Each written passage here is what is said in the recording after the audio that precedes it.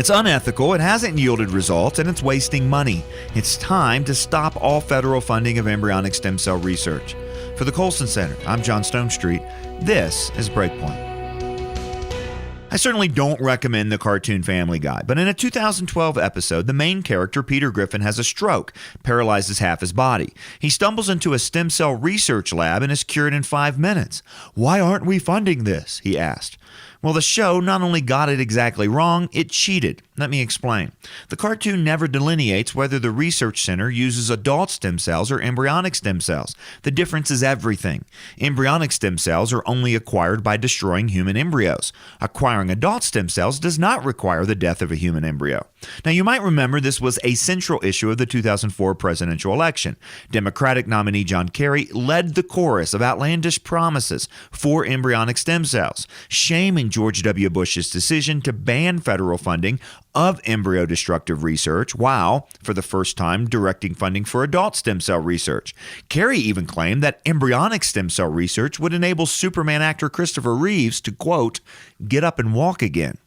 For this decision to fund research that did not require destroying an embryo, George W. was accused of banning stem cell research, which of course just wasn't true.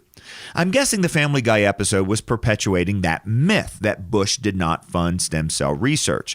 The truth is, Bush didn't fund embryo-destructive stem cell research, and the Obama administration lifted the Bush-era ban on embryo-destructive research in 2009, forking over between $100 and $200 million a year in federal funding. In 2012, when that Family Guy episode aired, $150 million in federal grants were going to embryo-destructive research. But here's the thing.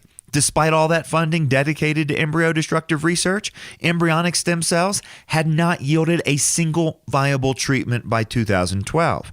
Adult stem cells had. So if Peter Griffin was in fact miraculously healed by stem cells, it wasn't because embryos were destroyed.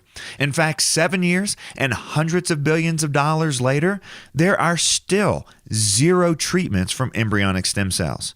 But according to the pro-life think tank Lozier Institute, adult stem cell research has made significantly more progress, shown far more real promise in treating diseases and conditions than embryonic stem cell research has. In fact, scores of disease and conditions are now treated using adult stem cells, including brain cancer, diabetes, Crohn's disease, Parkinson's, and multiple sclerosis. And in an amazing breakthrough over a decade ago, Japanese scientists learned to reprogram adult stem cells to behave like embryonic stem cells with all of the potency to differentiate into many different types of tissue, but without destroying an embryo. In other words, even if it weren't so morally problematic, there's simply no reason to destroy embryos in the name of stem cell research anymore.